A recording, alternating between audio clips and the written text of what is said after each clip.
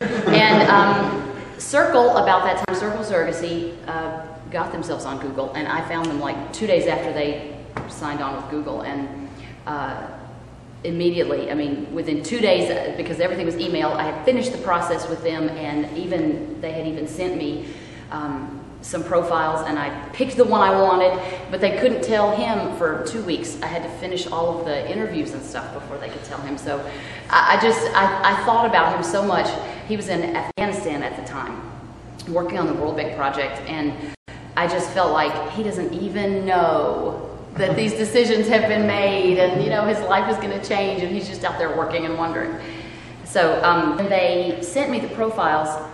Sometimes when you have a choice to make, you just cross your fingers and go with your gut. You know, it wasn't even like I could say, oh, this one's out because I disagree with this or whatever. I actually felt really bad that I couldn't just say yes to everybody. But there was one that just really jumped out at me, just reading the silly things that he wrote, some of the comments that he made, that because there were questions that didn't really apply to him, and he would answer them with something funny, and I just felt like I could connect with this person. I sat down again with my family, my husband, and we talked about it, and ultimately my husband is so wonderful about letting me be who I am and do what I want to do. He does not ever do that. There were so many women that I talked to through the course of this who have said, I would like to do that, but my husband would never let me. I cannot imagine being in a relationship with a man who would say, I'm not going to let you do that. I mean, it's just totally foreign to me. I chose Pierre. There were things in the original profile about reduction and abortion, also in the, you know, in the case that there was something wrong with the baby, and I had to say whether I would allow that, because nobody can force the surrogate to have an abortion no matter what, but it does go in the contract that if the IPs, the intended parents, want to have the abortion and the surrogate will not agree, then the baby becomes the surrogate's responsibility. And so it's always good up front to know how everybody feels about that. And Pierre obviously was saying at that point, he couldn't make that decision. And most of you, I think, would say the same thing. I can't possibly say, oh, if there's something wrong with the baby, if it has Downs or if it has spina bifida or something, we'll go ahead and have an abortion. I mean, you don't know how you're going to feel until you get to that point. And, you know, if they determine something when the surrogate is 6 months along, your heart is already all wrapped up in that little person. You've already pictured what he's going to wear to kindergarten on the first day, you know, and it's not just some malformation now that you can make that decision about. But I said, you know, I would respect that this is not my child, not really my decision to make. But on the subject of reduction, I was absolutely against it. I said, I know that there is, anytime you have more than 2, there's the possibility that if you carry 3 or 4 or 5 to term, they're all going to have problems. You know, they're all going to be born so early, they all have breathing problems, heart problems, death. And so reduction is an option to, you know, if you were going to have 3 or 4 and the doctor says this is not healthy for the mother, this is not healthy for all of the babies, and to reduce to, you know, if you were going to have 4, for instance, to reduce it to triplets even gives the other 3 a better chance. But for me to make the decision to abort what could possibly be a perfectly healthy baby on the off chance that there could be a problem was, I couldn't agree to it. We all just agreed, and Pierre also was very against the idea of reduction, and so we just agreed that we would only implant 2. I knew Pierre 2 weeks before he knew me, and when they sent me the profile, there were pictures of him, but they had blacked out his last name, so I just knew that his name was Pierre, and I knew that he was in Afghanistan on the World Bank project. So guess what I did? I Googled him. There was there could be no secrets. It's almost like, it almost felt like running for the president.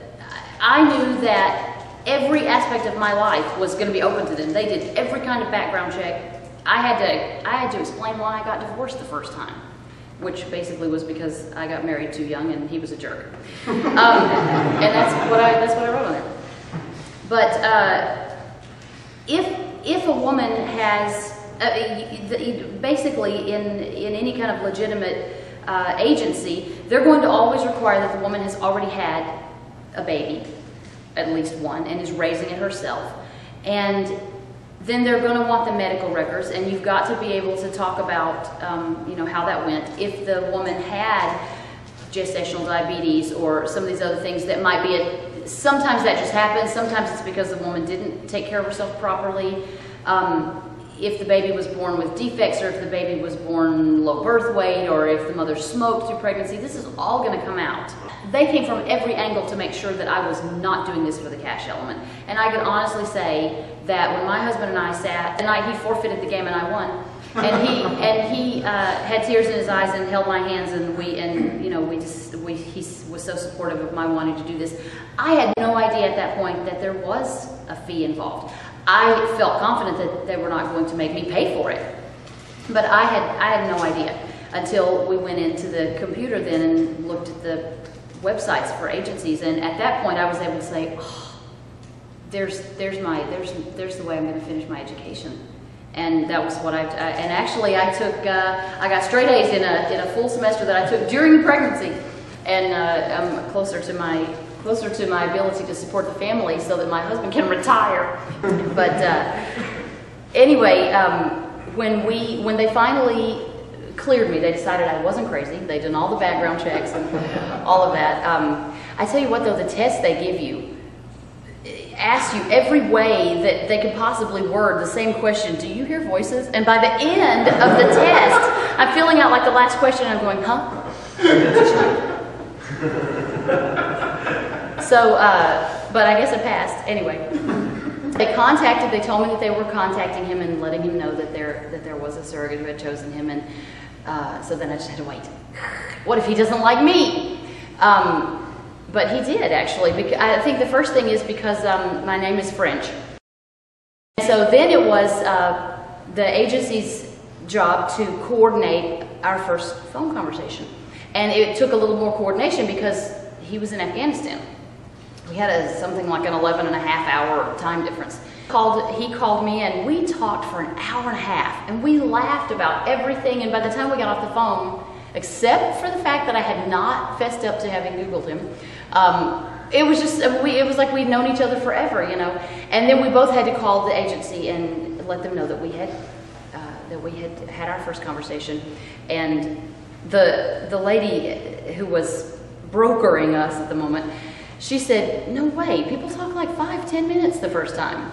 But nobody told us that, so, you know, we had just enjoyed ourselves. Plus he was paying for it. No, the World Bank was paying for it, so even better.